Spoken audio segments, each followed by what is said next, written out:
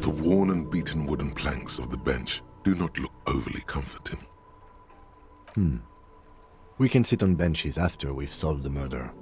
Let's go.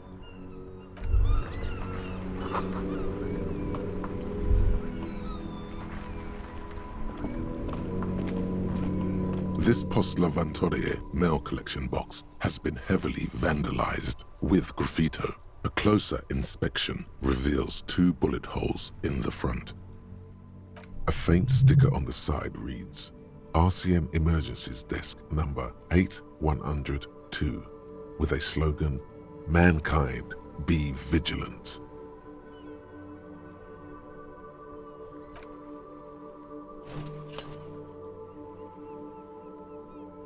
The box seems happy. Eat shit, pig, fucked by the coon, and St. G with a crown have been scribbled on it. Jenny is a whore, and best set mailbox also.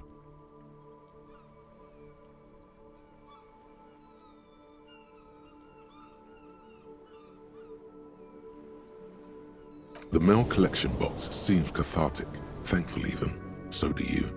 You shudder, then you swallow.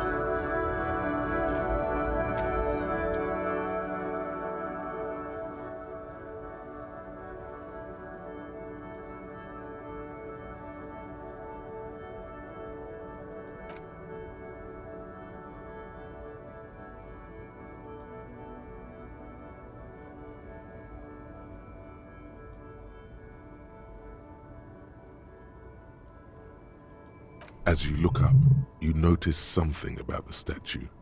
There are some odd indentations on the king's chest piece.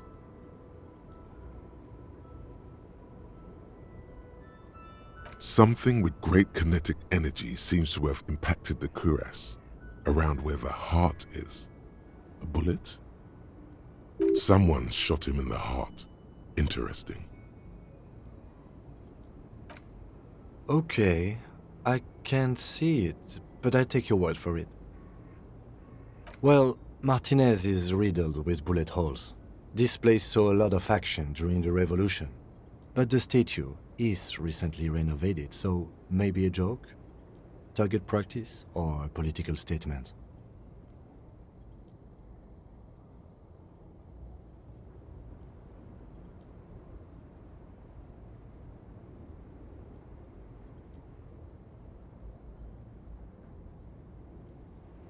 Why not? What this shows us is guns aren't too uncommon here, and people still shoot them, sometimes at kings. The king stands high above you, surveying the bay, mute and indifferent to your sightings. Even by the standards of the Philippian kings, old sumptuous Philip was known for his profligacy. Well, he blew through the whole national treasury, starting the decline of one of the penultimate century's greatest superpowers, the suzerain of Revachol. His own maladministration foreshadowed the fall of the monarchy during the anti-centennial revolution, an end to his family line and the monarchy on the Insulindian Isola. Stories have it that he had his bedroom converted into a treasure chamber where he stored unfathomable wealth, Krugerrands, bars of gold, ornate weaponry, armor, and various chalices. There were whispers he slept on a huge pile of gold-dipped feathers, like some obese dragon, instead of a bed like a normal person.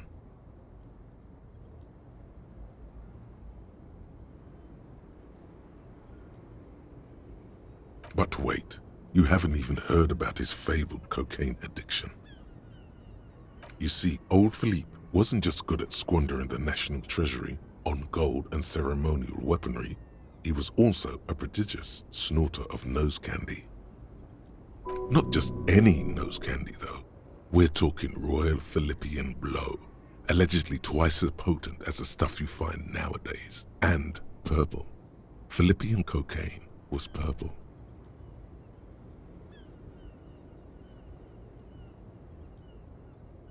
That's what the revolutionaries said 150 years later, right before they emptied out the royal mausoleum and dumped His Majesty's mortal remains in the Insulindian Bay.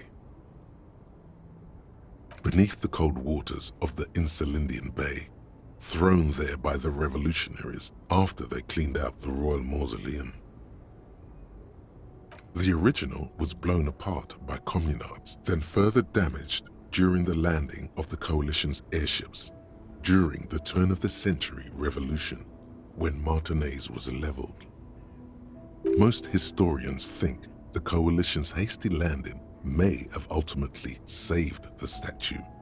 If the communards had more time, they would have reduced it up to even finer pieces. Some years ago, a group of liberal, artistically inclined individuals, designers mostly, thought it would be ironic to restore the statue of the most wasteful ruler of Revachol in the poorest part of the city. The statue is supposed to capture the moment it was blown apart, like an instant frozen in time, a rare butterfly trapped in amber, floating on a sea of shit.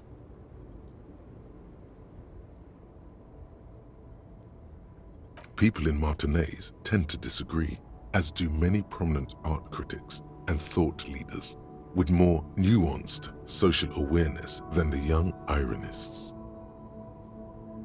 Those critics might have it wrong though. There's more to it than just ironism, but you can't say what precisely. Perhaps this art mystery will be solved at a later time. Philip III, the squanderer, however, with his bronze face up in the air, doesn't seem concerned about what the hoi polloi think of him in death. Not that he ever did in life either.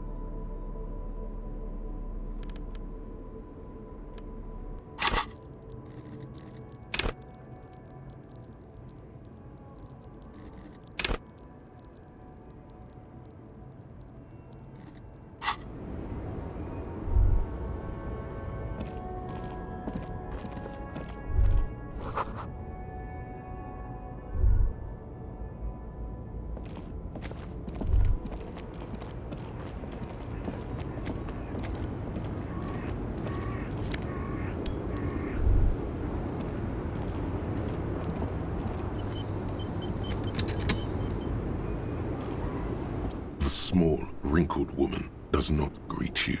She nods along to something on her radio. A photograph is clutched in her hands, and there is a warm smile on her face. The photo, an ambrotype from the turn of the century, as golden as her smile. No response. Wherever this woman is, your words fail to reach her. Wait. She's just a distracted old woman. Better to leave her alone. Why? I just told you why.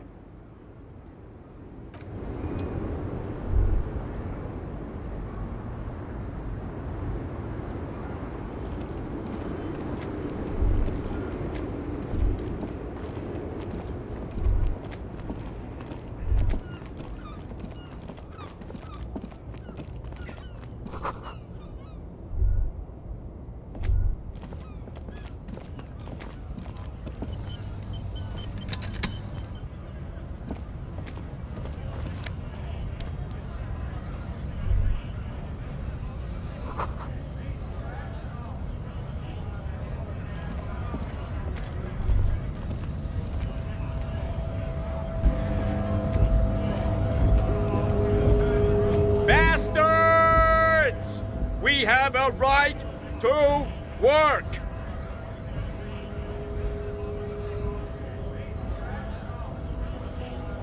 Hold up and stay frosty, everyone. Cops are here. You here to fuck with us? Beat the honest worker down. We're here to fight for a cause. Stripes usually have problems with people who have causes.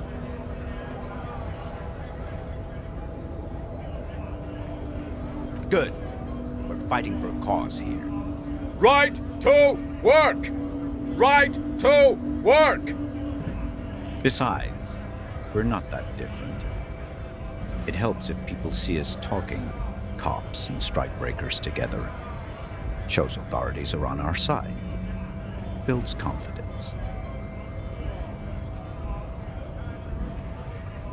Rights of people, rights of workers, to have gainful employment, to make a salary, and feed their families.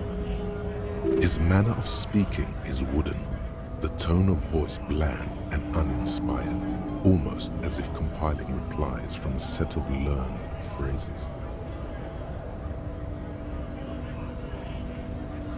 Maybe you should ask them the questions, like why we're not allowed to make a living here. Shame on you! We have families to feed, you piece of shit. So do we, Scab.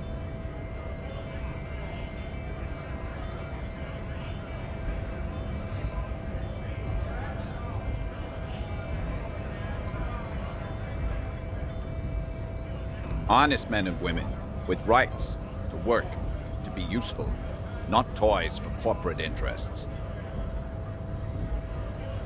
We came here to help the harbor run smoothly in time of crisis.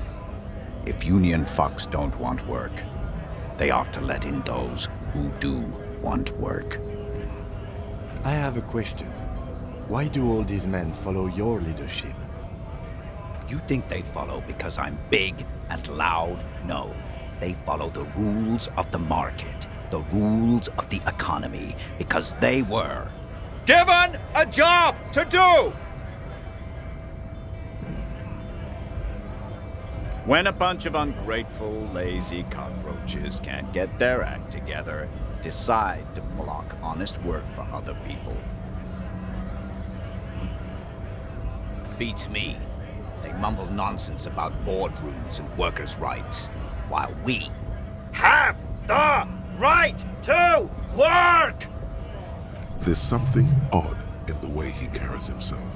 His set of clothing looks vaguely mismatched. The different pieces of the attire seem ill-fitting. His shirt is far too small and an unpleasantly tight fit, while the overalls, held up by a belt, seem to fit a man with much more corpulence. He ignores your question, choosing instead to turn to the emaciated workers, raising both fists in the air. The clothes are obviously not his. Silence is the answer. There's something off here, but he won't say what. You've been talking to him for quite a while now. Something is off with this guy. Ask him where he's from. What's it to you?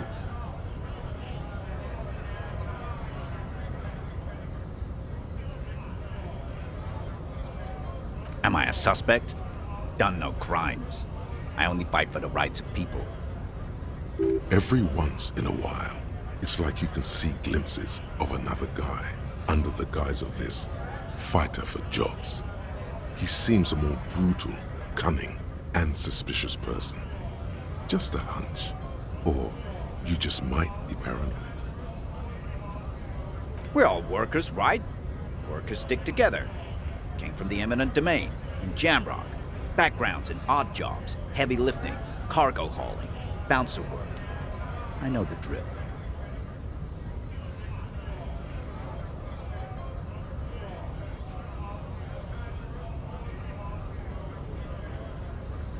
Worked at Territorial. Ring a bell?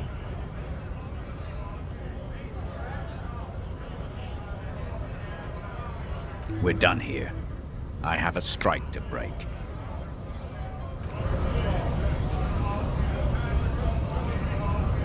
Right to work! Right to work! Things are busy enough. You going to waste less of my time? The hulking man oozes stark skepticism. Have fun. Union shits are on full strike. Don't think they're going to let you through the gates. You trying to meet their fat boss?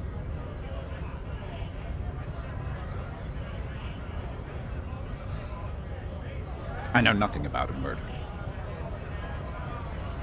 Wouldn't put it past these harbor bugs. They'd do anything to stay alive. Right to work! It's shameful. Cops doing nothing. You should bring backup, open up the gates for us. Blockading gainful employment for workers is a crime. We are not picking a side in this just yet, sir. Pity.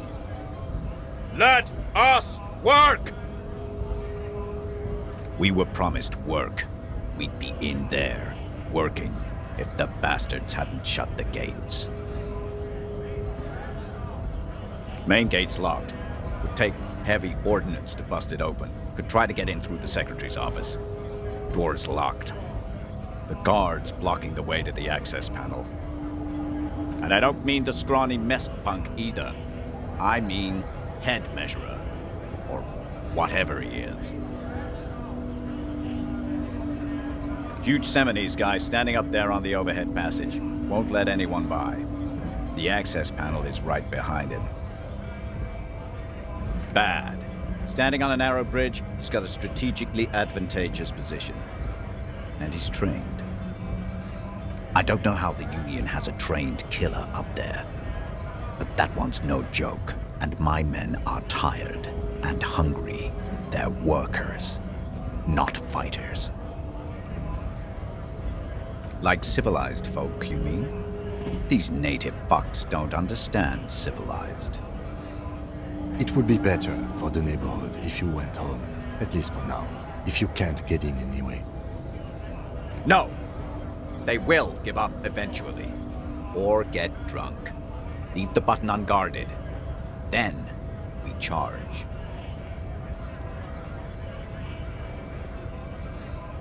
What's it to you? No, don't think we've met before. I came to help out the people.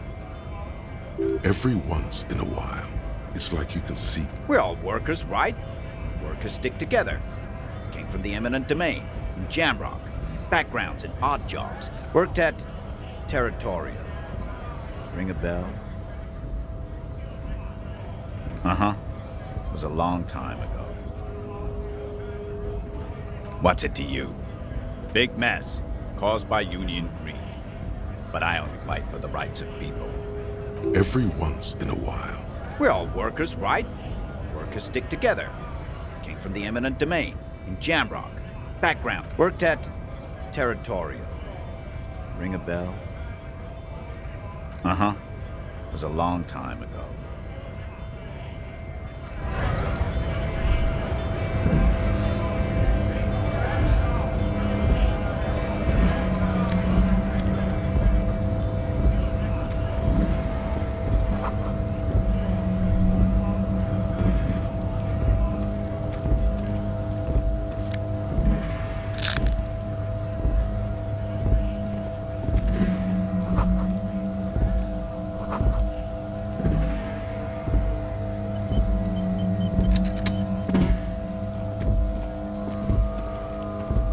Welcome to Rivachol.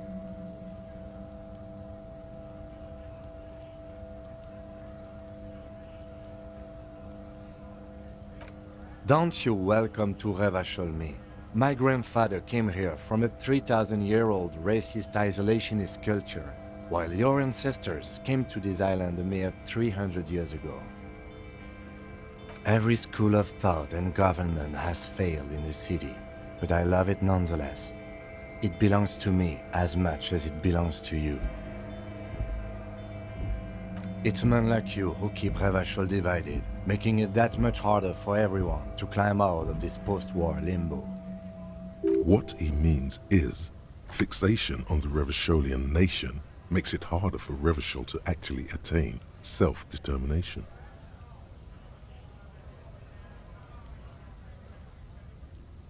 Oh, come on, man. I just said, welcome to Rivachol. It's a lorry driver thing. I know exactly what you meant. You think my kind doesn't belong here, that I should watch myself and behave. But you see, I'm an officer of the RCM. It's actually my job to make sure you behave. I would advise you to remember that. Silence.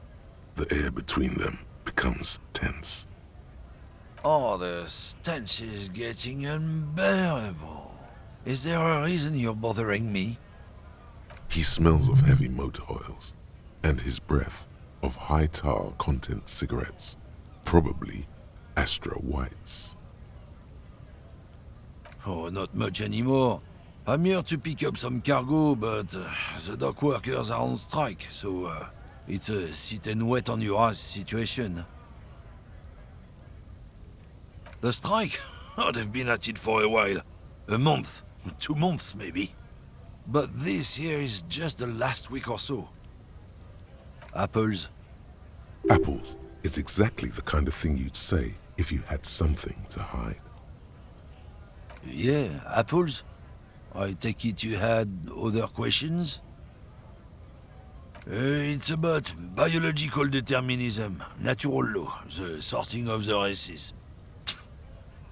Not the most popular topic nowadays, with the coalition in charge and all. You might want to change the topic. That is, bury your head under the sand like common sheep.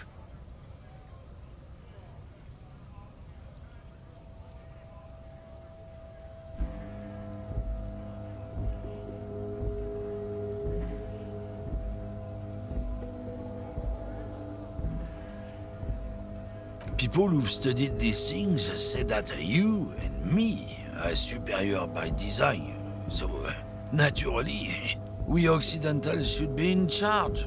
Obviously, you can see the merits in that.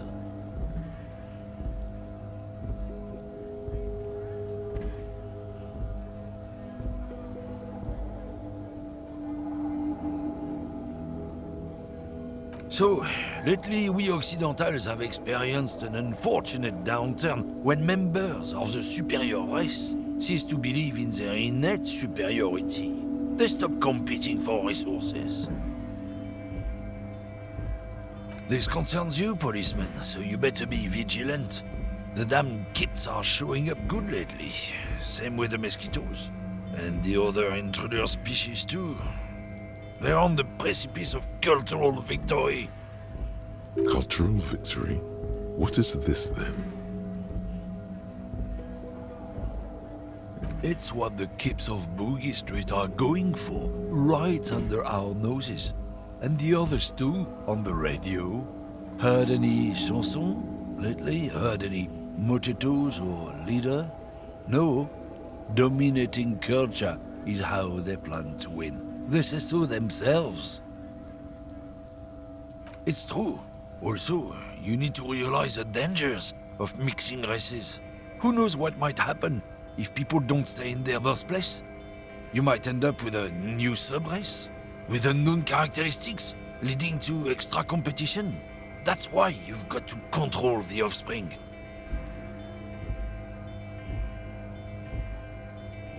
Don't push your luck, Runt.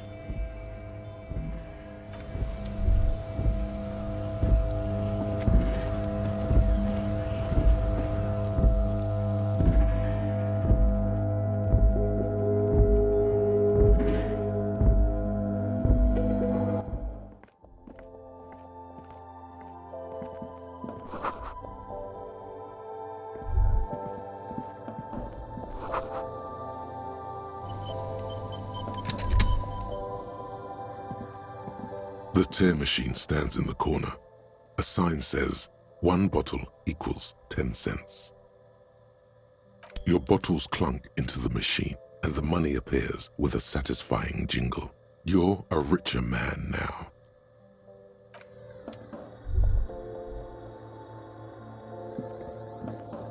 A small cabinet on the wall is filled with various medicine bottles, nasal sprays, and blister packs. They all bear the Saint Baptiste Pharmaceutics logo. Their logo is the bloodless rose, pure white, untouched by harm. Just ask me if you need anything from Saint Baptiste. We don't stock prescription meds, but we do have Nosafed, Duramine, Magnesium, and Hypnogamma. I don't know. Let's see. Nosafed is a nasal spray. Duramine is a really good painkiller. Magnesium is a dietary supplement. Hypnogamma is... I don't really know what Hypnogamma is. I guess it makes you feel less shit. It's recommended to use after lots of partying, studying, or exercising. No, sorry. I'm not like a doctor or anything. Saint Baptiste, you know, the pharmaceuticals company. Saint Baptiste Pharmaceuticals, the one that sells meds out of Saint Baptiste. That one. There. She is right. Saint Baptiste, the company, derives its name from Saint Baptiste, the city. Itself so named because that's what it is. A rare case where that really is the full etymological history. As far as almost anyone knows, at least. You see several packaged raincoats fill a low shelf beneath a display of croissants and juice bottles. The raincoats are transparent, except for the big Fritta slogan on the back. The packages are small, discreet, sloppily stacked, making them easier to take unnoticed. No need to worry about knocking over a display. What is what? It's a raincoat. If you want to buy one, then it's only 4 real. Her attention is drawn to the raincoats. Stealing one undetected will now be more difficult.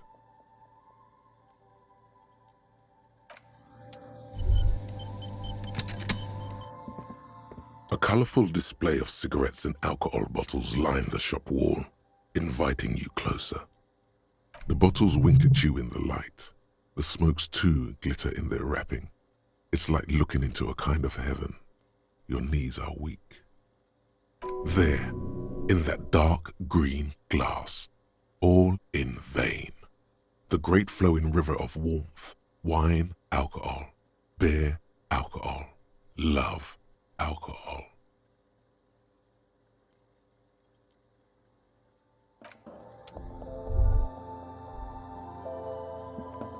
Welcome to Frit. Feel free to look around or something. Everything is out on the shelves.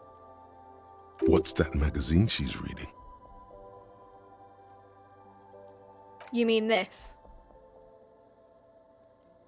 This is Pop Stars. It's got, like, famous people in it. It's not for sale. Looks like it also has something called Police de la Mode, featured on page 34. This speaks to you.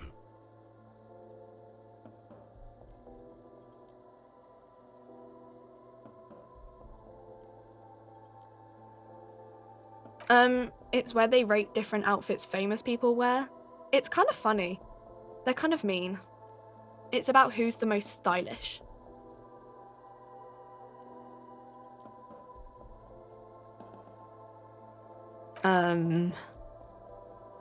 No, I don't think so. We are not the fashion police. We're the real police. I don't know. Frit? A 7 to 11 grocery store? I think they think that the extra T makes it funkier. It doesn't. The story goes that normal Fritta, with 2 T's, a men's workwear shop in Vredefort, was already taken. So when Fritta Retail Inc. grew into a multinational corporation, they had to add an extra letter to avoid trademark infringement. Okay. I'm not really supposed to be chatting to anyone, but... I don't really know anything. I mean, I know it's there, but I haven't seen it, so... Not really. No. I didn't know him at all. I don't know, really... long?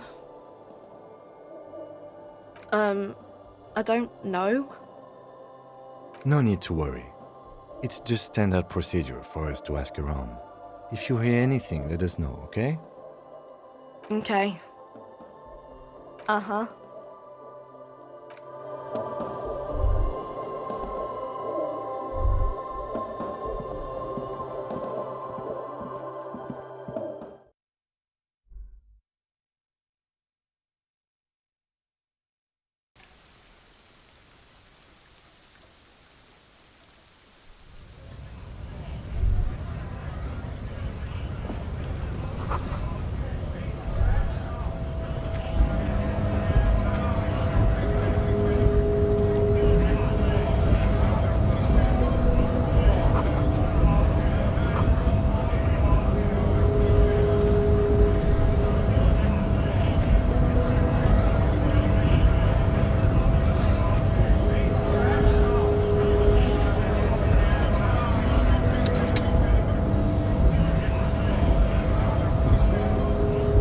Scab?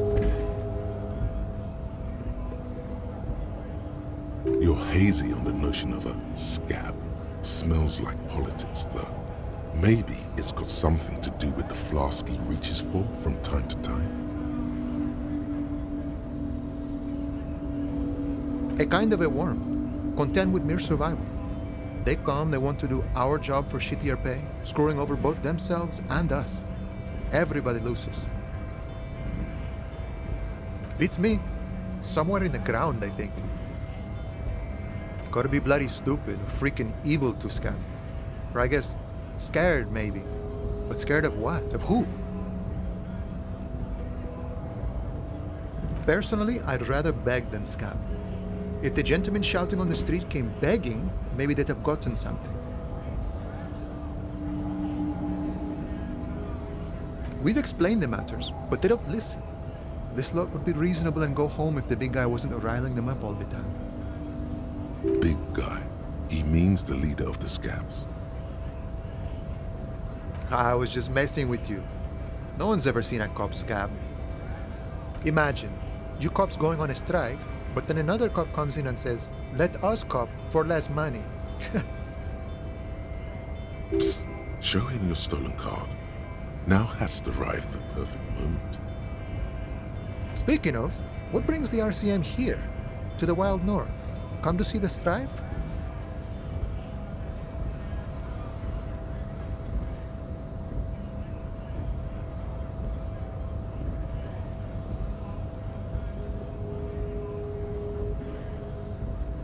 Murder, huh? That sounds like a lot of hard work. You'd never see me investigating a murder.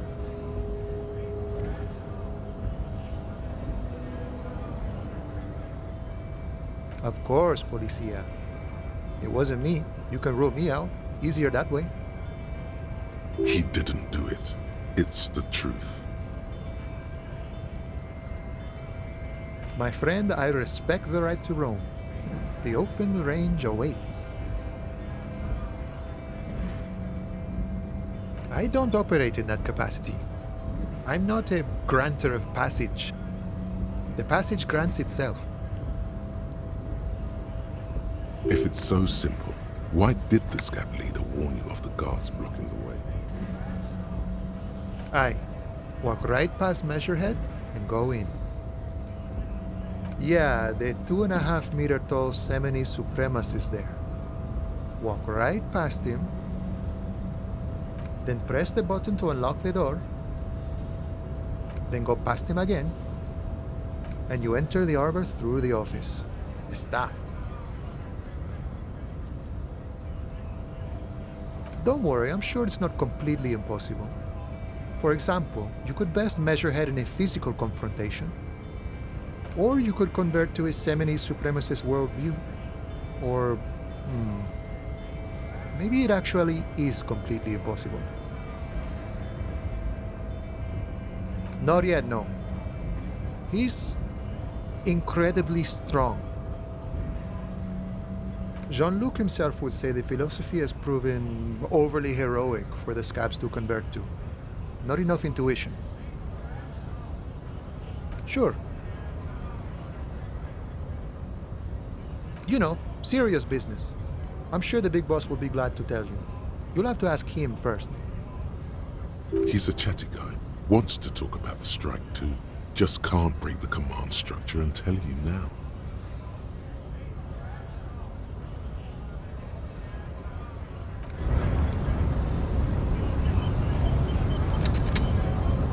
Hola, Wandering Man. How can I help you? The man looks at the colorful piece of plastic, then at you, then back at the card, then at you again. But that's not you, officer. From back when you were not a cop, but a heavy-set, dark-skinned dock worker named Santiago John? Highly unlikely. I've known John for several years now. Also, you told me you're a cop, remember? How did you get his shift card? Now you're in a mess. The time hath not arrived. Sorry. Oh, John's been out drinking himself blind again? He should watch his step, that John. Can I have the card? No, it will prove useful still. Believe your thieving fingers.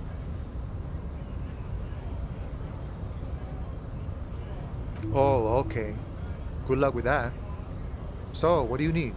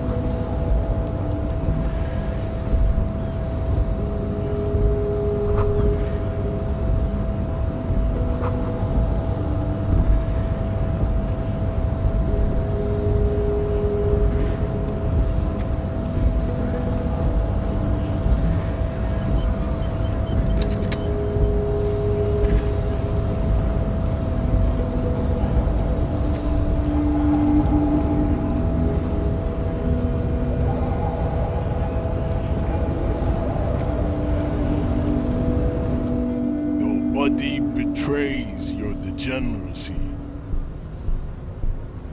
Yeah, Measurehead. His body totally betrays his degeneracy.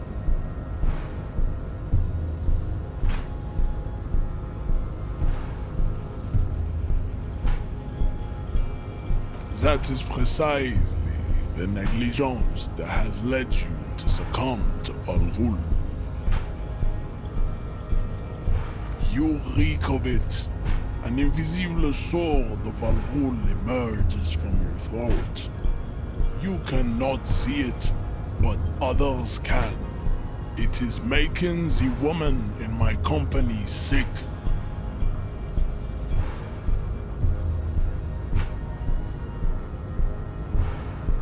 It's not good. It's like a rat crawled into your stomach, got drunk and drowned. No, you don't. You need to get another drink. Occidental Haplogroup B4 is done giving orders around here. The influence of the ham sandwich race is waning. Does this remind you of someone? The guy down there?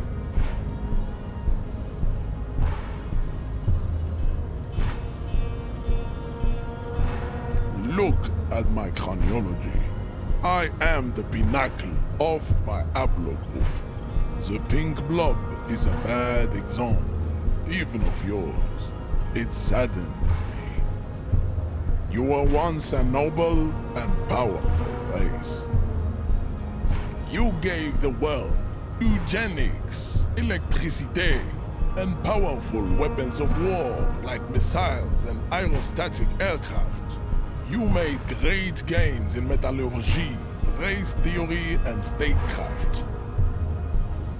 You dominated lesser cultures, like the deformed Hemians and the inexplicably potato-obsessed Quakers. But now your ascent to the genetic summit has halted. You are obsessed with sadness and with frivolous pop culture. You will be superseded. Isn't that right, babe? It is, baby, yeah. You know it. There is a button right behind him, just out of reach. It must be the one that opens the door to the harbor.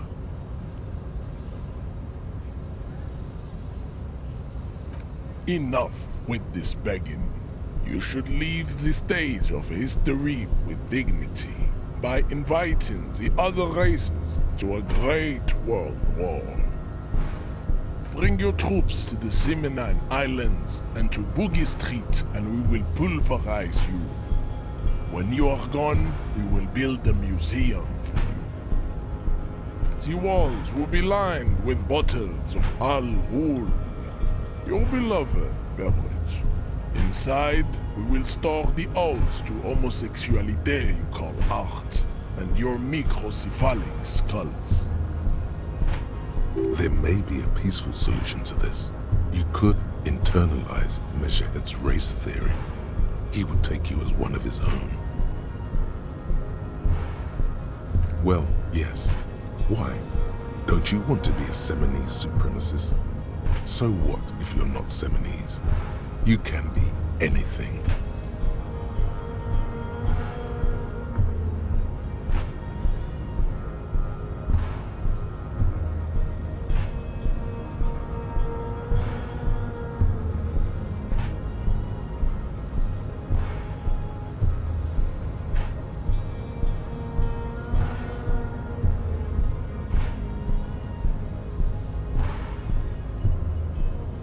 The man looks at you, silent and unmoving. His eyes burrow into the remnants of your soul. You are not Santiago. Santiago is not you. Even the phrenically impaired can see this.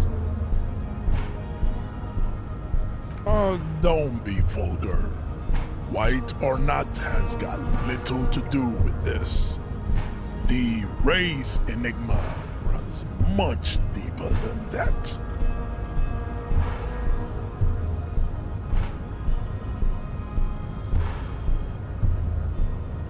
Mr. Clare is a man of vision and means.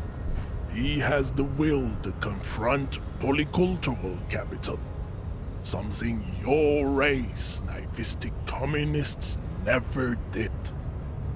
Also, to serve is noble. It takes discipline. Your petulant individualism has only contributed to your race failure. It is lax and moronic.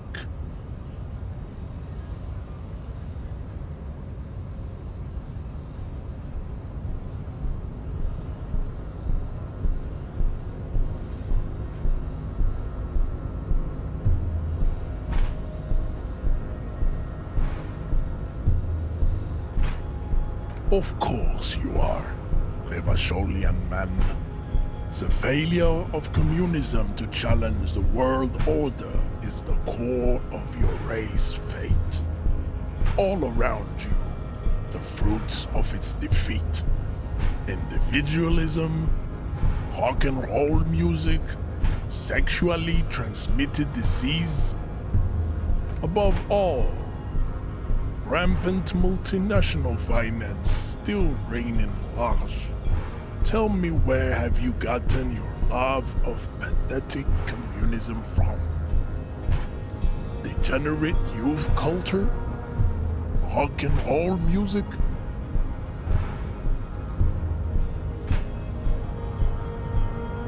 Offshoots of the Seminoles people invented disco while having sex under the influence of cocaine. It is a shame upon my race. But what is done is done. I am not surprised you enjoy it so much. This has happened to many of the side products of the inevitable cultural victory of the Seminoles race.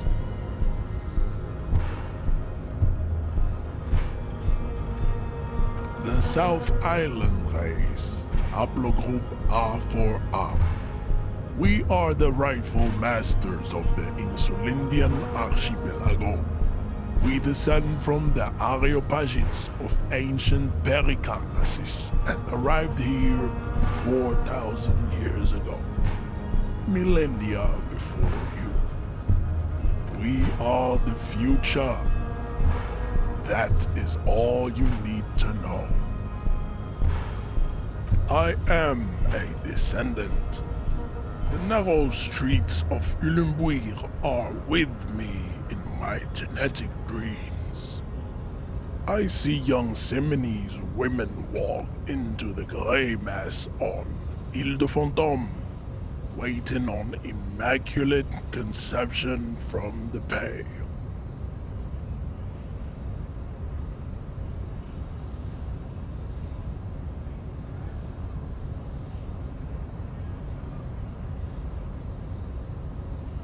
No, I have heard about it on the radio. I'm from Couronne, and no, it is not just in Revachol. The city is central to the Seminoles strategy. Spreading through its trade networks, our culture will dominate the world. You have heard enough about our phylogenetic secrets for today. You have extinction to come to terms with, and never getting into the harbor. I think this racist is better than the last, but the next racist will be the really good one. That will be the...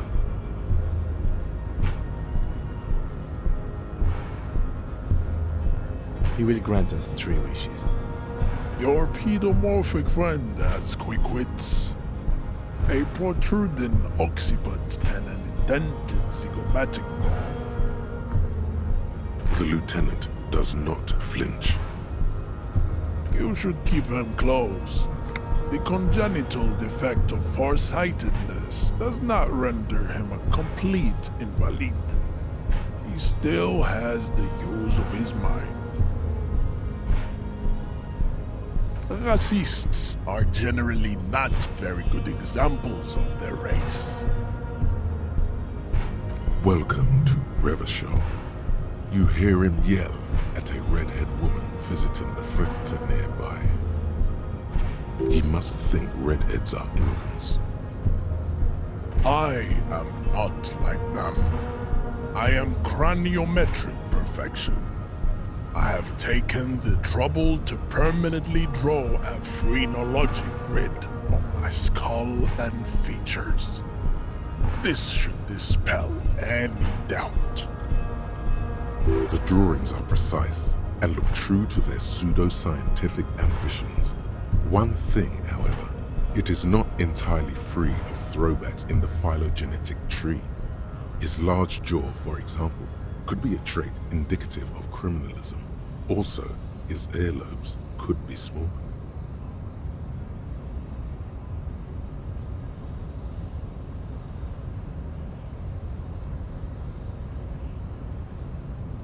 That atavistic stigmata makes pussy say yes plenty. Babe, thanks. But I got this. Racists are... Welcome, he must... I am not... The drawings are precise and look true to their pseudo-scientific... The size of the earlobes is not a real craniometric criteria. Everyone knows this. Your earlobes are flawless, Jean-Luc. Yes.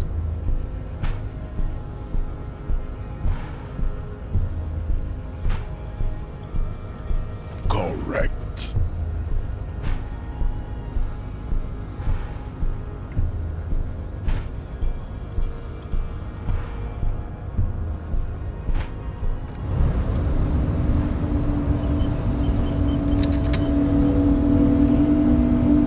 Your race descent has only worsened since I last saw you.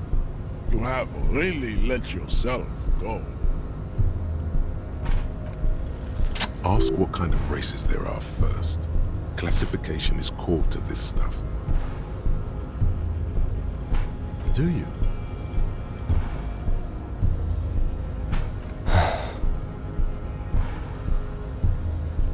You are obviously a liberal, Sailmate. A polyculturalist. I can see it from your love of microtechnology and your sartorial choices. Do not deny your friend the truth you have denied yourself. There are 3 categories of race. Type A, the heroic races. Type B, the servile races. And the vile CF race cauldron of pederasty. Which one do you need education? Those are the Simonese, the Areopagite, and the Occidentals, excluding the Mao, of course. The Mao are riddled with eczema to the point where they find it impossible to smile. They are all lactose intolerant, a common result of inbreeding. A receding genetic pool has led the Mao on reprehensible street parades in Mao cities like Stadskanaal and Vredefort, wearing wooden clogs on their feet and little green tassels on their hats.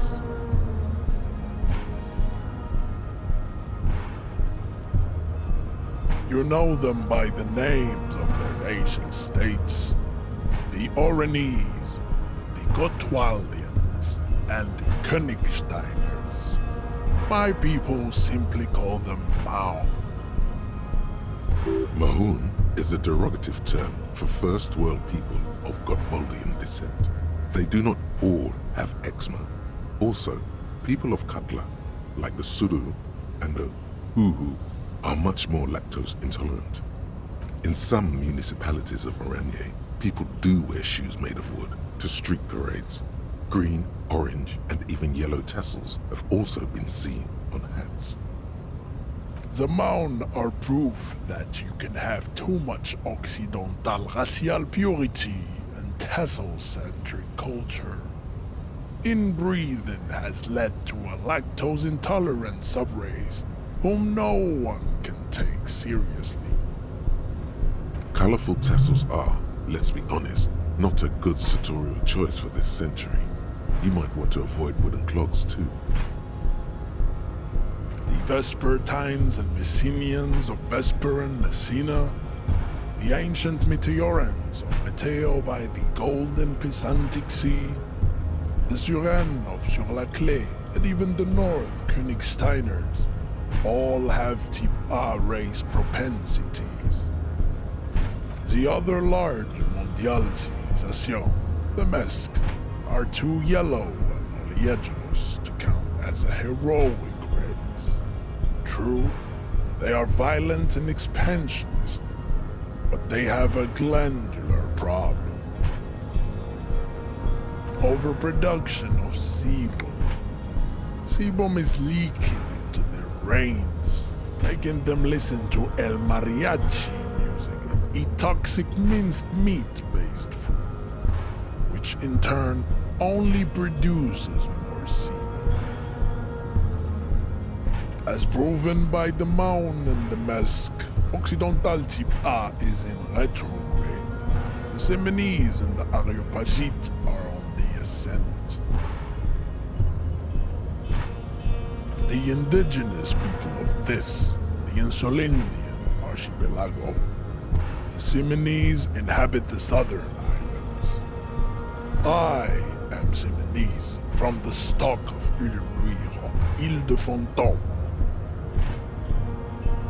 The Areopagites are the master race of the Ile Maran deserts. The Semenese are descendants of the Areopagites. We came here during a heroic migration from Ile Maran to Ansuland, thousands of years before the lactose-intolerant Maun Occidentals discovered this place. The Areopagites are sleek, long-headed. The Semenese are powerful, mesomorphic. The former is an immutable progenitor, unchanged since the Super Isola of Pericarnassus. Ancient brains rest in their slender skulls.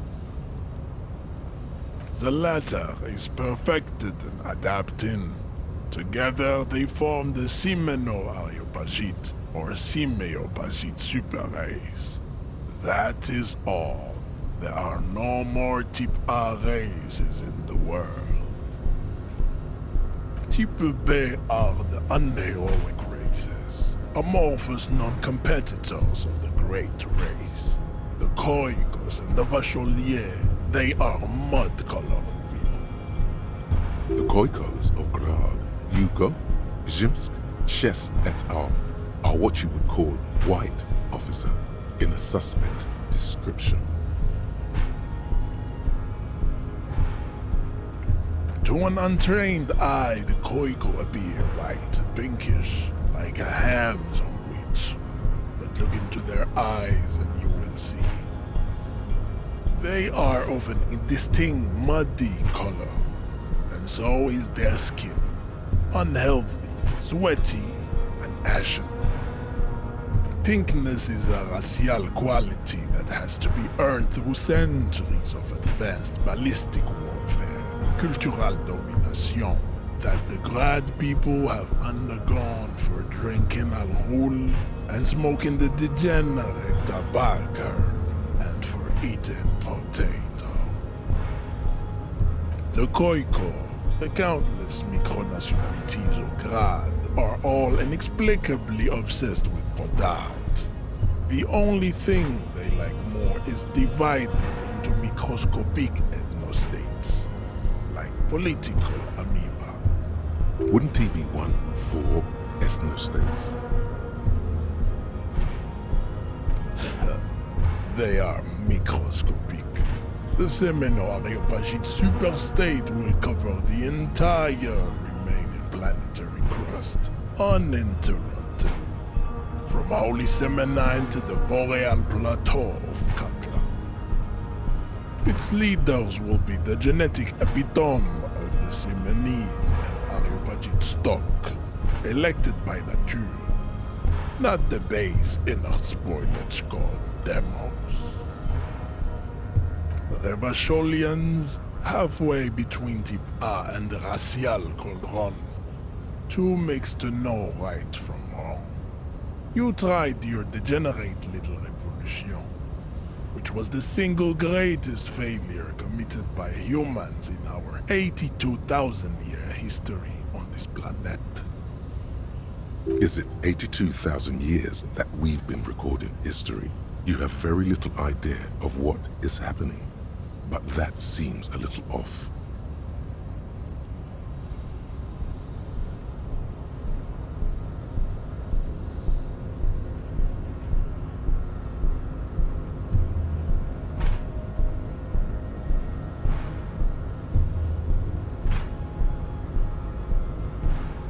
The revolution came to Ravachol from Grad in Zaraz-ridden potato carts.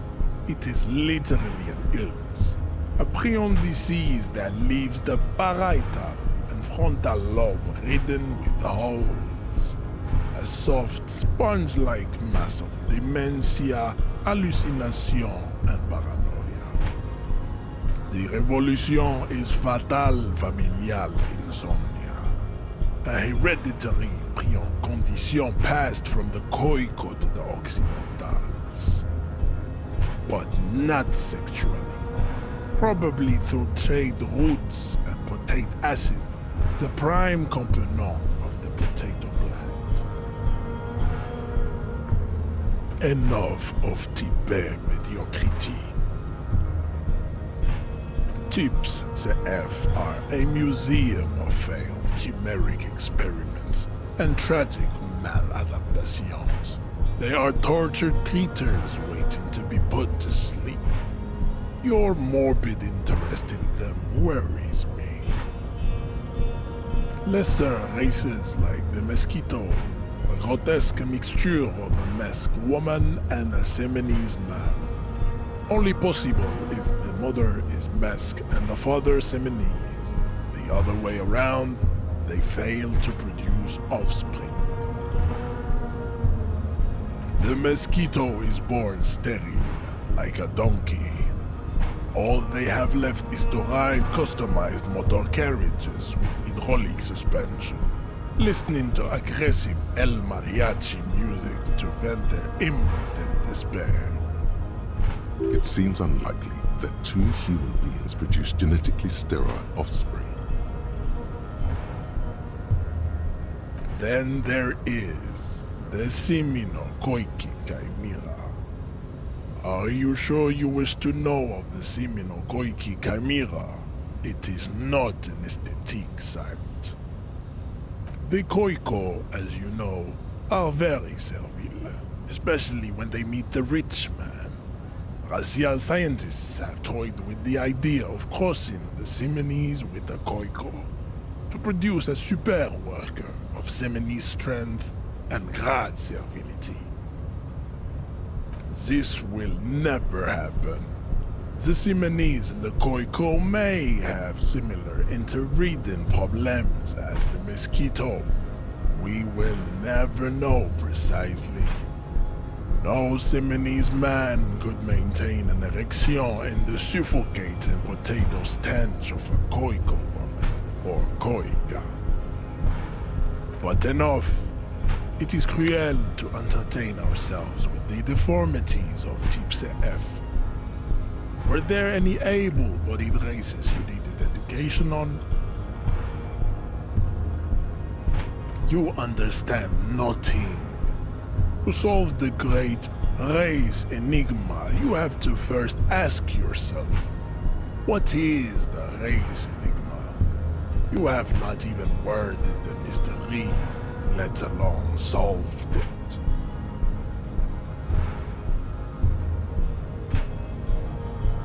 You need to internalize what you have heard here today, then return to me. This clarity does not come instantly. I cannot possibly imagine what else we have to discuss, Tibere Vacholian. Your love for disco music and venereal disease?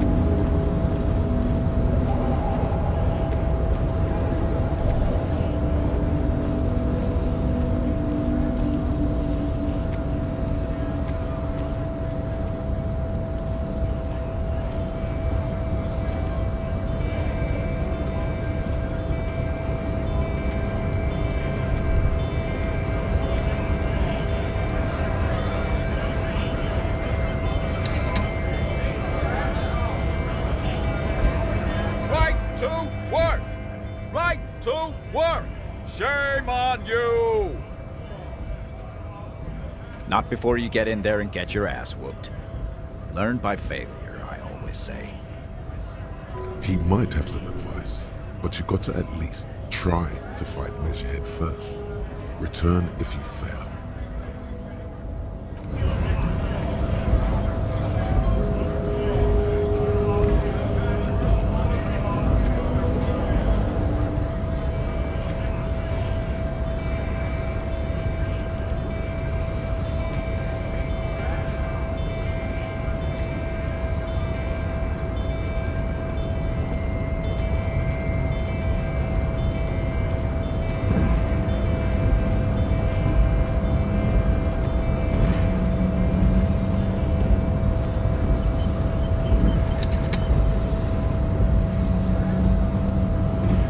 The unpromising race pupil returns.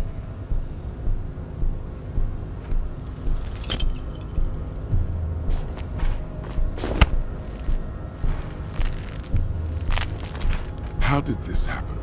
Your little fist is in his giant hand, and he's squeezing it. It hurts.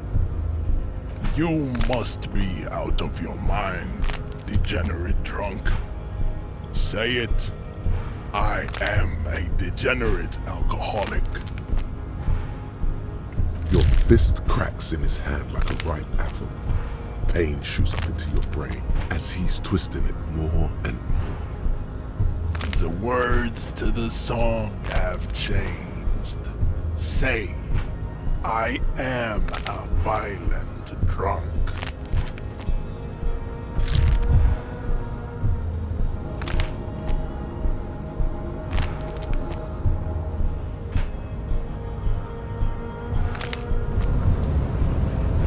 You feel something in your chest, an unnatural pressure. It's spreading to your left arm, your jaw.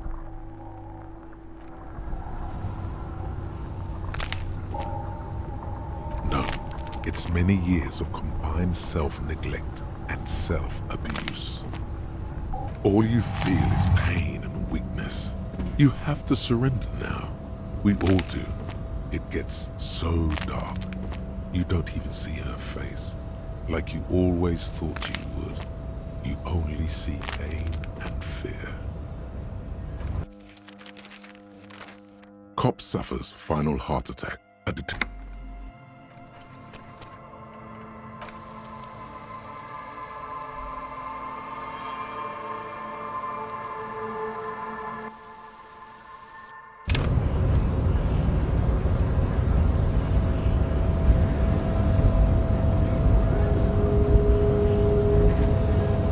The unpromising race pupil returns.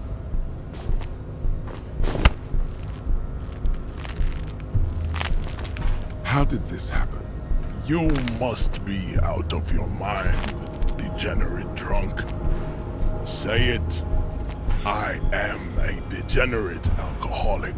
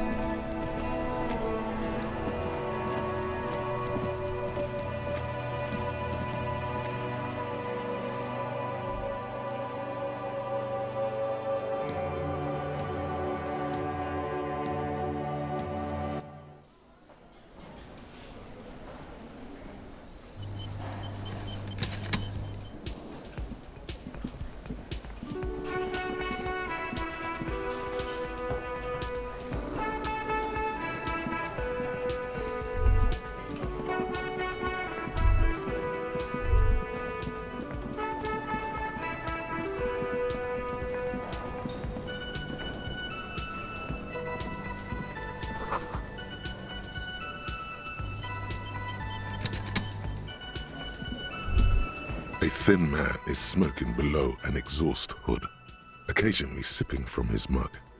This must be the Whirling's cook. As you step in, he nods toward the table and says something in a completely foreign language. The only words you can make out are Garancy and Quebec. Okay, it's definitely not his name. Whatever you do, please don't call him Garancy Quebec. Please, it's not funny. The man puts his cup down and replies something, his left hand drawing arcs in the air. He smiles and bangs his ladle against each of his pots in turn. It's almost like music, especially with the sounds of assorted dishes boiling and simmering on the stove.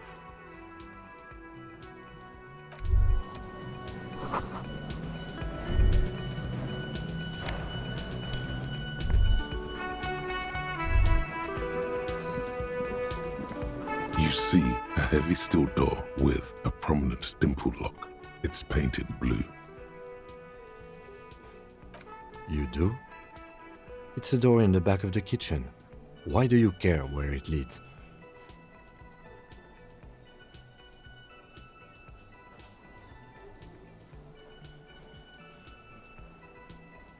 Eccentric. But okay, I suppose we could look into it. As a side investigation. It's hardly a side investigation. You already have a name for it.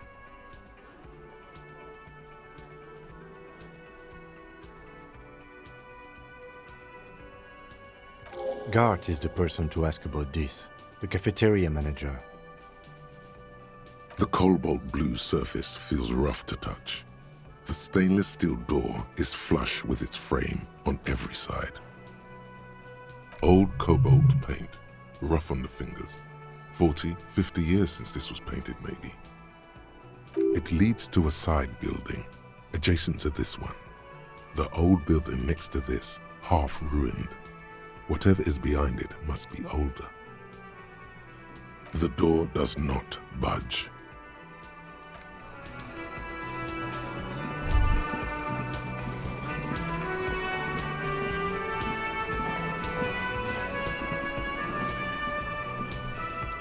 Can I help you?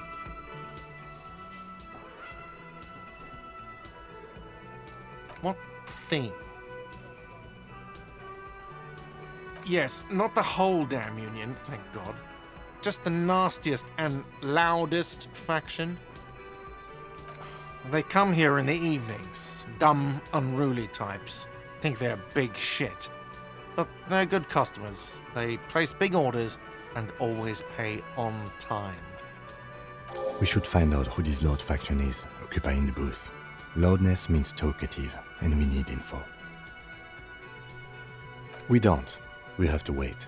They'll show up sooner or later. Men get hungry, even men on strike.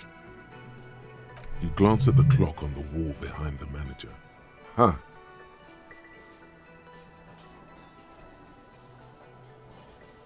Good question. They're probably getting drunk or protesting something somewhere, or laying low after the, lynching. They probably fucking killed that guy or something, and that's why. I have a feeling we'll make their acquaintance sooner or later. Oh yes, that door, sure. There's nothing mysterious about it. It's just a door. No, I don't have a key. I don't know how to get there. And I don't care either. It's not like I've been wondering about it for 10 years. It's just a frit warehouse, probably. Or some boring storage space with a bunch of old junk and dust. Junk and dust. He's attempting to maintain an air of indifference. It's absolutely not convincing. Fine, okay, a little. But my job doesn't leave me time for wondering about one locked door in one of the cafeterias I manage. So I haven't opened it. I have cleaned the whole place 100 times over, though, after the animals. And I haven't found a key, so good luck with that. What? By the way, you should come back to this thing-based questionnaire if you see anything interesting in the whirling later. Mine? No, it belongs to the Whirling in Rags. Thank you for clearing that up. Why do you keep the container locked? Why? To keep the hobos and drunks out. That's why. And the neighbors, too. They put their trash there, and they don't pay for the garbage company.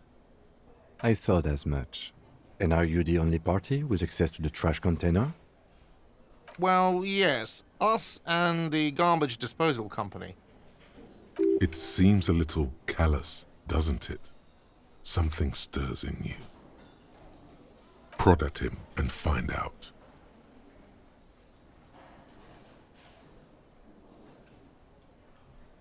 Callous? What are you? Kras Mazov? Almost all establishments in Revachol keep their trash locked. The Whirling in Rags is not special in that regard. Krasmazov, nom de guerre, was an economist and a historical materialist. He was a leading figure on the Grad side of the Centennial Revolution, where he headed the 9-day government. Mazov is considered the father of scientific communism, Mazovian thought, or Mazovianism. No one was implying you were, officer. Where were we? What do you need them for? It concerns the case. Please cooperate. Just bring them back once you're done, please.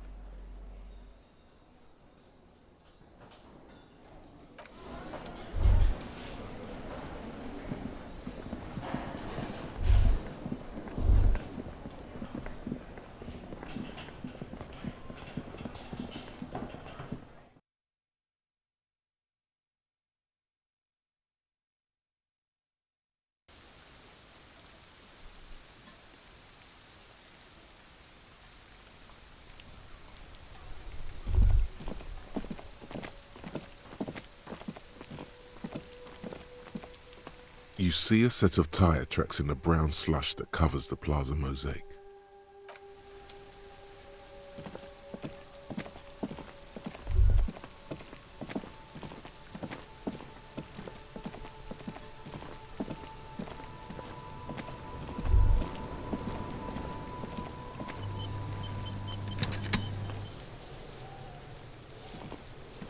This trash container is locked. The sliding lid has a padlock that says, Whirling in Rags. With a well-oiled crack, the lock pops open. It should now be possible to simply raise the lid. Don't. Maybe you shouldn't. Just the feeling. A warning from some part of you. The smell of rotten food rises to greet you. You see soggy cartons, dirty rags, and organic waste. We're just in time. This hasn't been emptied for over a week.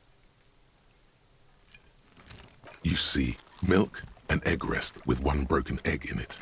Some pasta wrapper. Picking up the soggy packages somehow feels familiar. You've done this before.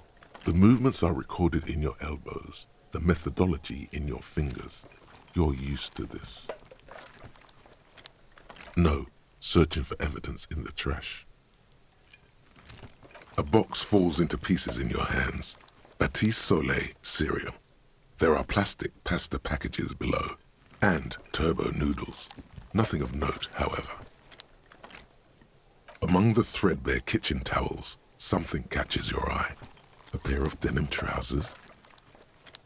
As the legs of the slime-covered jeans begin to unspool from the garbage, a rank corpse smell fills the air. The victim's clothes? Cadaverine odor is faint. If these belong to the deceased, they were removed when he was still in the early stages of decay. Drop them in here, officer.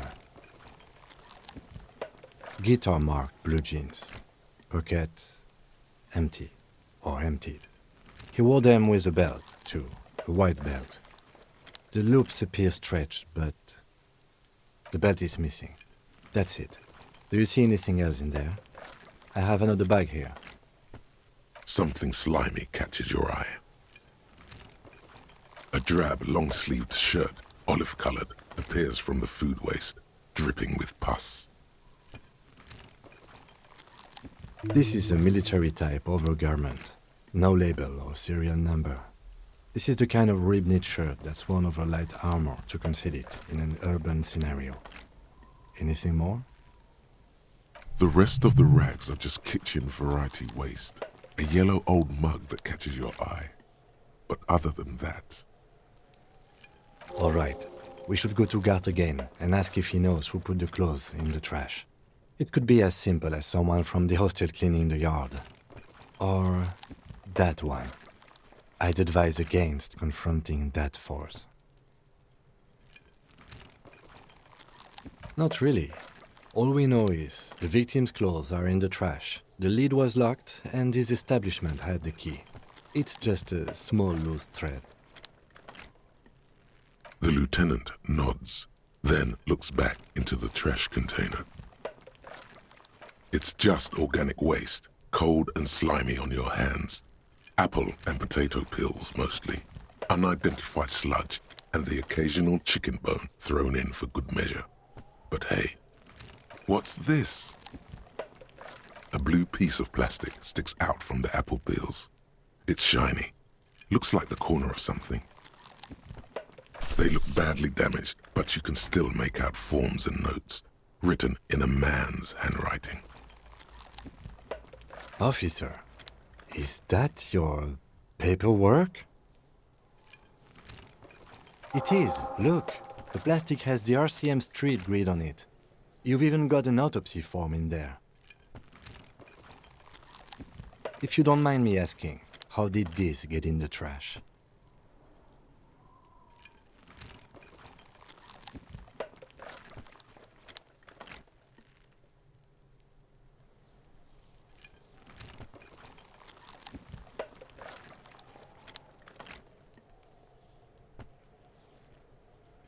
Well, lucky we found it.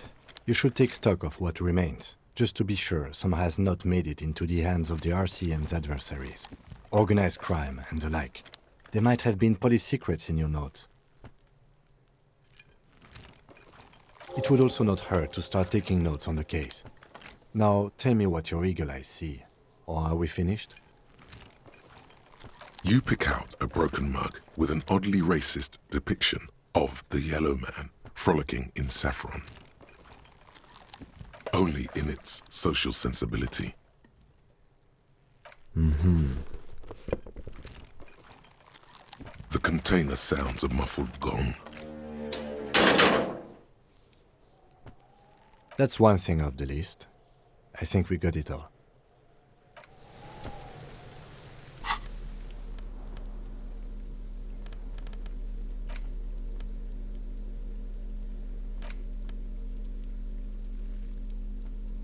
It's just a racist mug. What's there to read here? Not much. Oh boy, here we go. What are you going to say about a broken, tossed-away mug that you dug out of the garbage?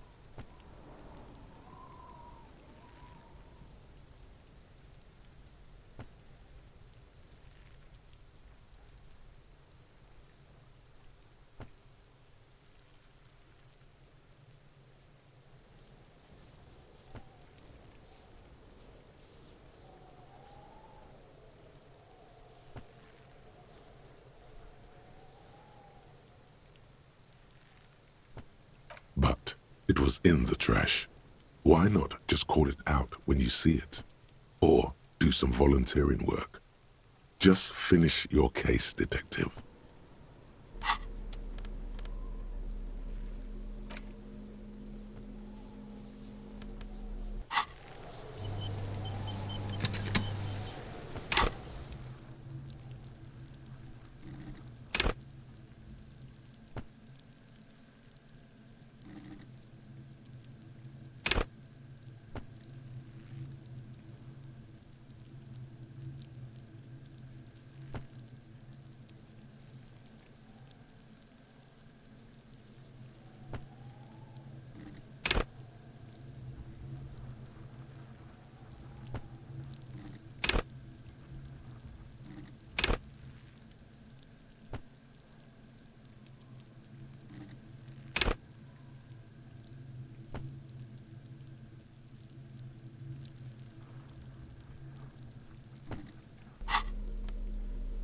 The worn map features the patchwork grid of the streets of Martin.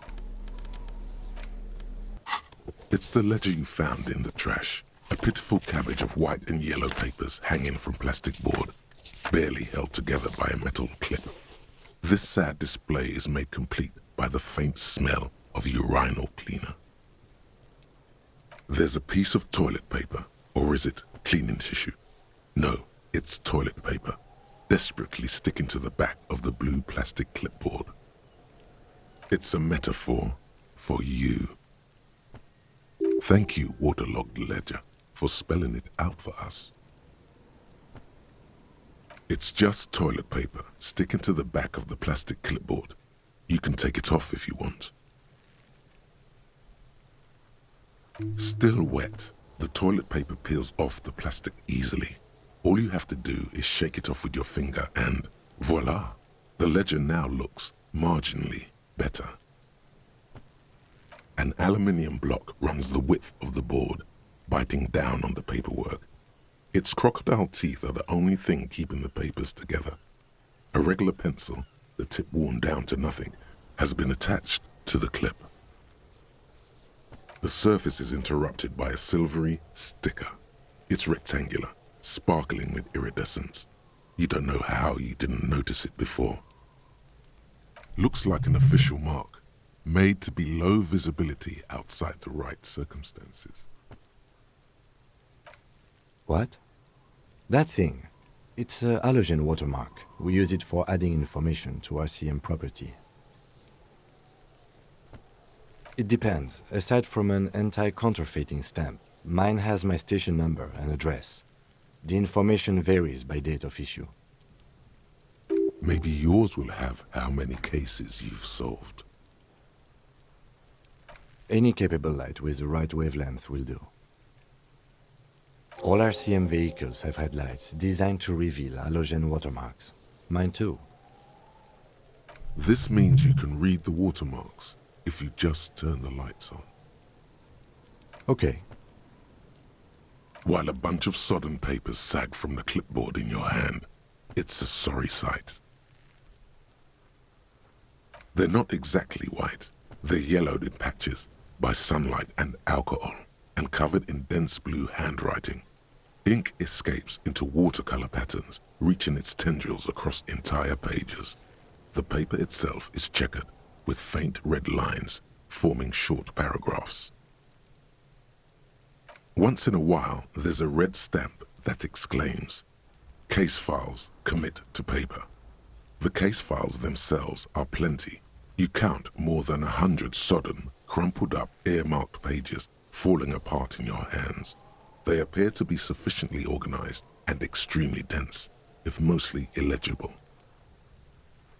Work, strife, poverty, the Jamrock Quarter. These are handwritten logs of investigations dating back to January 51, this year. The exact number is hard to estimate due to missing pages and an odd naming convention. But there are at least 20, maybe 30 cases undertaken, not completed, mind you. It's the middle of March. You have attempted 2 cases a week on average. What do you mean? Is that all?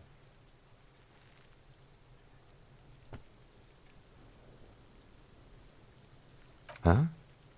2 complex cases to undertake is a lot, yes.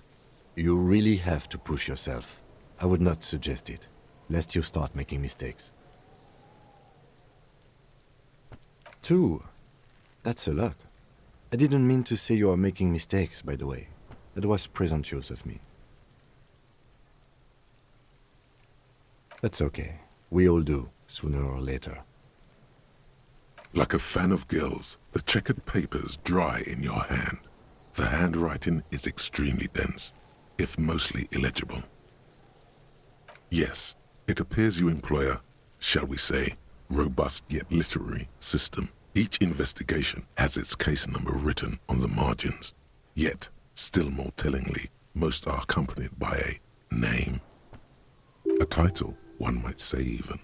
One that draws inspiration from snoop fiction and vespertine cop show staples.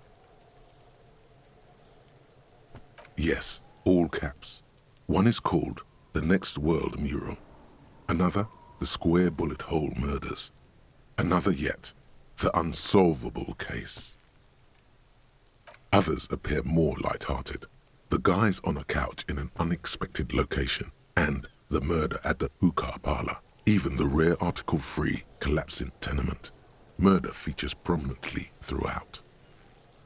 It's going to take an effort to piece these case files together, but it can be done.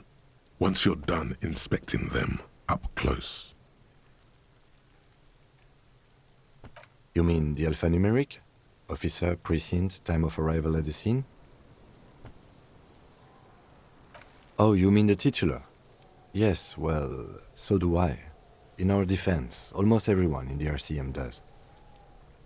It's a holdover from the early days of the RCM, right after the revolution, when the organization had little idea how to do things. It persists in an unofficial capacity. Officers use these titles to refer to their work among themselves. Again, in your defense, I seem to have named one the man with the hole in his head. That was a real person.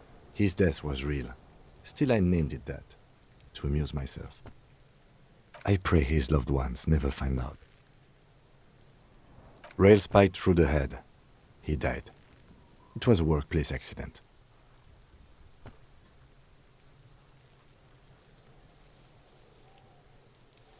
The notebook is annual.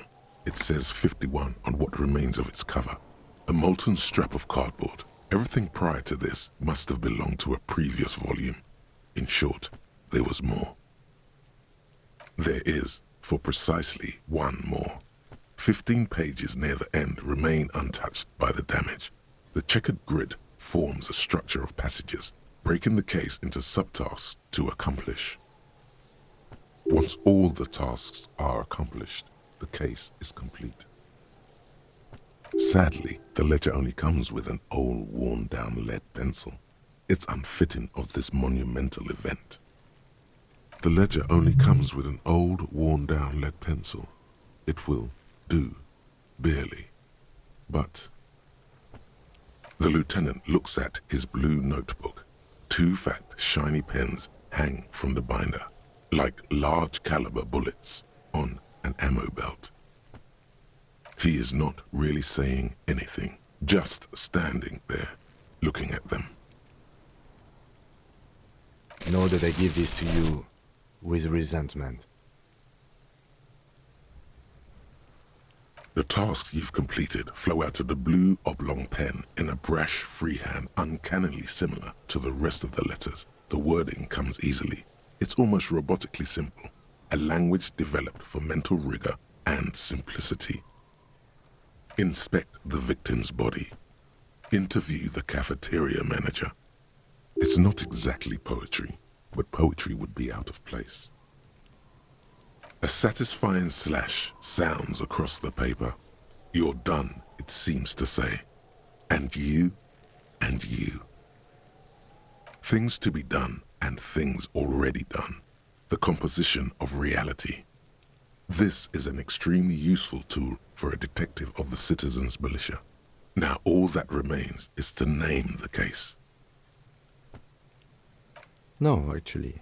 Any ideas?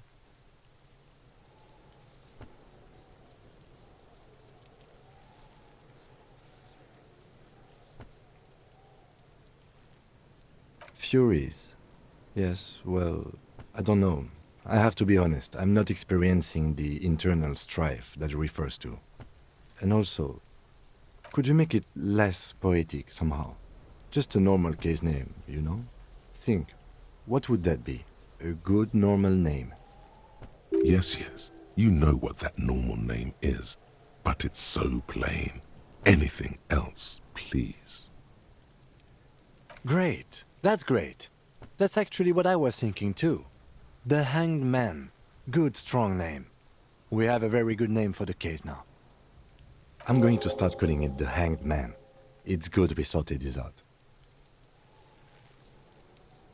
You don't exactly close them, so much as distance yourself from the smelly papers. They're a little further from your nose now.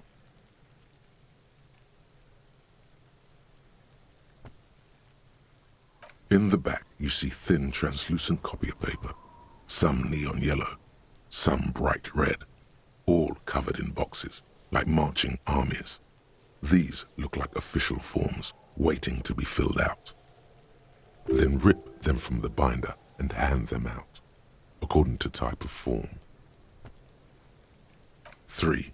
The topmost are misconduct fines, the middle ones are station calls, and the bottommost are field autopsy forms. Each is easy enough to make sense of. You don't have to be an intellectual giant to do police work. A monetary penalization ranging from 20 to 250 real. Severe cases allow for 1,000 real, but that requires special paperwork. The details of issuing these fines are spread out over the rest of the fields. But they appear pleasantly vague. These are quite sinister in tone. They give a date and time for the person to appear at the specified precinct police station. Below the call are the criminal charges you risk by not appearing. All in a print so small it could be considered downright cute. A dozen pages of thin copy paper, bright red in color. You see the parameters of a deceased human form waiting to be filled in. Age, sex, condition of internal organs. Yes, all that remains now is to fill those forms and hand them to people. Fines for wrongdoers, interview requests for bad guys, and field autopsies to dead guys. The rest of the stinking cellulose is much worse for wear. Being sandwiched between the board and the rest of the paperwork must have spared the fragile copier paper. It's made of dark blue plastic, hard enough to beat someone to submission with. The edges are rounded, however. The U4 size board feels thick and heavy in your hand. Light shimmers on its wet surface. On the back you see the embossed letters, RCM. Something rattles inside, ever so lightly. Is there a hidden compartment? And something small inside, light, made of paper or cardboard, or dried flowers perhaps. Permeables. It's not hidden per se. The compartment is made for permeable materials that would get damaged if something happened to it. The plastic shimmers like lapis lazuli, but it is not see-through. You cannot see to its center.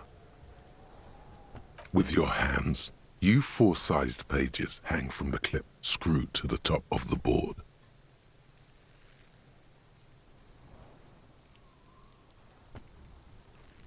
The acidic stench of rotting food is rubbed off on the cellulose. It now forms the base of the experience. This base surrounded by a faint air of spoiled meat, the stuff of death itself, and then sprinkled liberally with the citrus zest of toilet cleaner.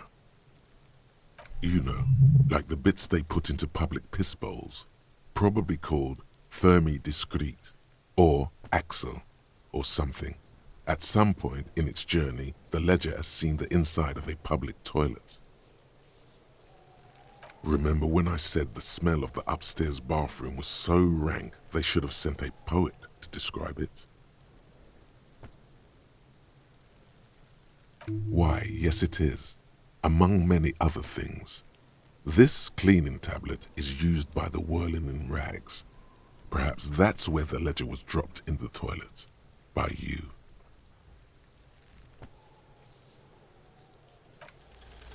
Yes, you can piece them together using the alphanumeric code on the margin.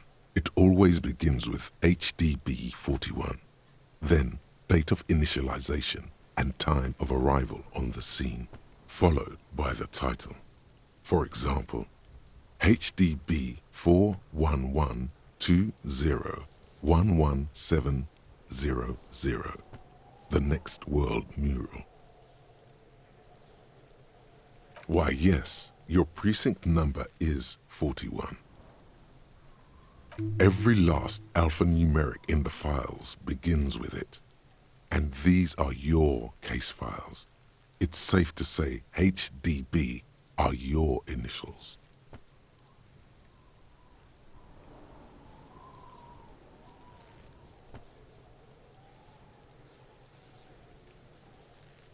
That is improbable.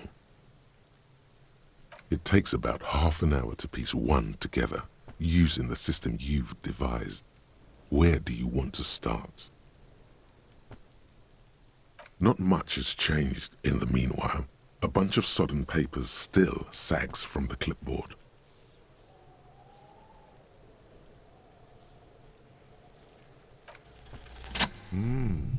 The two sides of the board appear slightly misaligned, like a drawer that's come off its slides. If you bend the plastic on your knee slowly, the slides snap back into place. It should be possible to just, without resistance or sound, the two panels move against each other. The compartment is now open. 2 ticket stubs and a handmade postcard.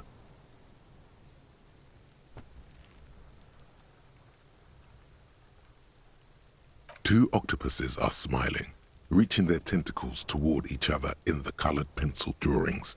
The tickets permit access to the zoo in Revachol East. The aquarium costs extra. These let you go there too. Thin wax paper has been glued to a piece of cardboard. Sounds like leaves rustling when you pick it up.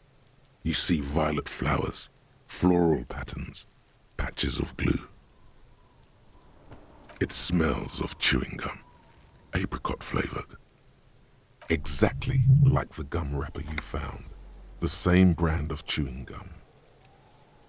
Familiar handwriting lines the inside of the card, looped, round letters in a woman's hand. A young woman in her 20s. There is care, effort, and a smile, you think. Although that is not something you can read from someone's handwriting. Harry, it begins. You're already reading. I wanted to write you a letter so you can read it when you wake up. Maybe it will make you happy. Your hand shakes, holding the card. Every morning when I step out and you're asleep behind me, it says, I find a little piece of sadness in me. I carry it in my chest, down Voyager Road. Every step I take, it grows. By the time I reach the fuel station, it has filled me entirely. I step onto the light rail and look back. Sparks fall from the bow collector. I know it will be like this until late afternoon, when I get off the 42 and walk back to you. You. Every step I take will get lighter. It almost makes me run.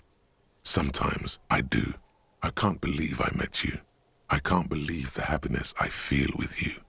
You have a vast, vast soul, and I will always, always, always come back to it. Kisses, kisses, kisses. You feel the air sucked out of your lungs and the blood sucked out of your head. Everything around you gets dark. Small white dots appear. Sparks fall like snow from the bow collector. A streetcar distancing. You feel the ledger slip from your hand. No, hold on. To what? There's nothing. Detective, is everything all right?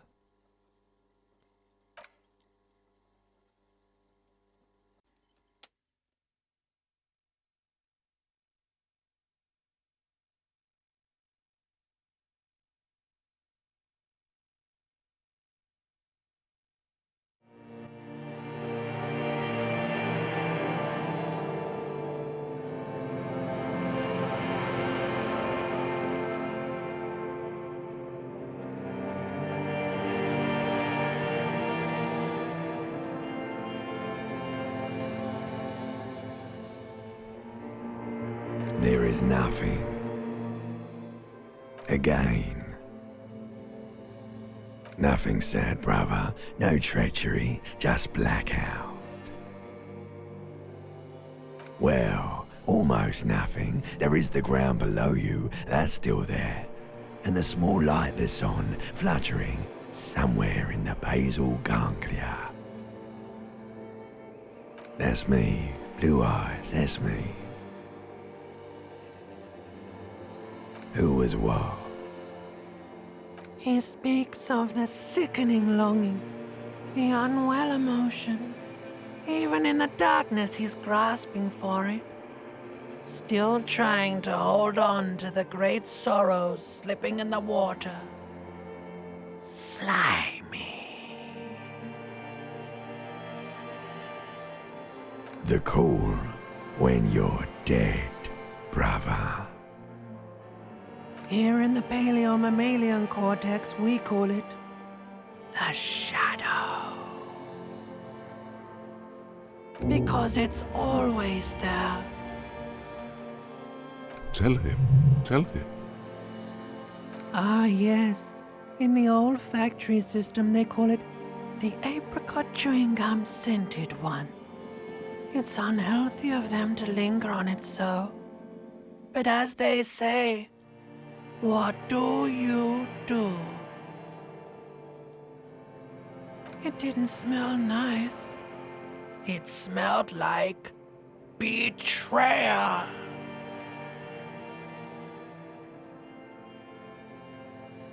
Bloated corpse of the past resurfacing. Beautiful. Believe me, stupid ape, its lack of beauty was not the problem. There is no Voyager Road. There are no roads, no houses, no lights in the windows. It's all on pause. Yeah, man. What was that about? You think they would let you? Until you disintegrate into biomolecules? No. Someone is breathing on your face now, inspecting your pupils, stupid idiot. Yes, they're pouring something on you. It's in you. And It's delicious. Glowing lights on a dashboard emerge out of nothingness.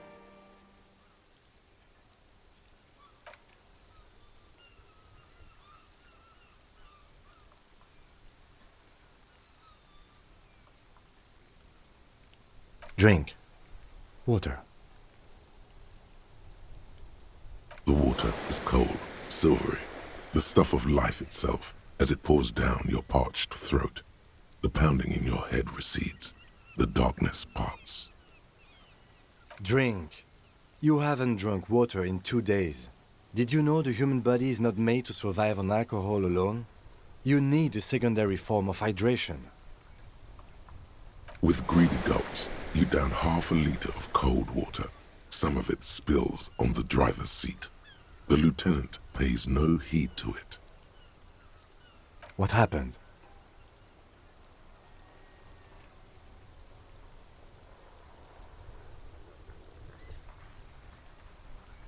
You were reading your paperwork. Then you passed out. I carried you to my kinema to take you to a hospital. Then you came to. 10 minutes, maybe.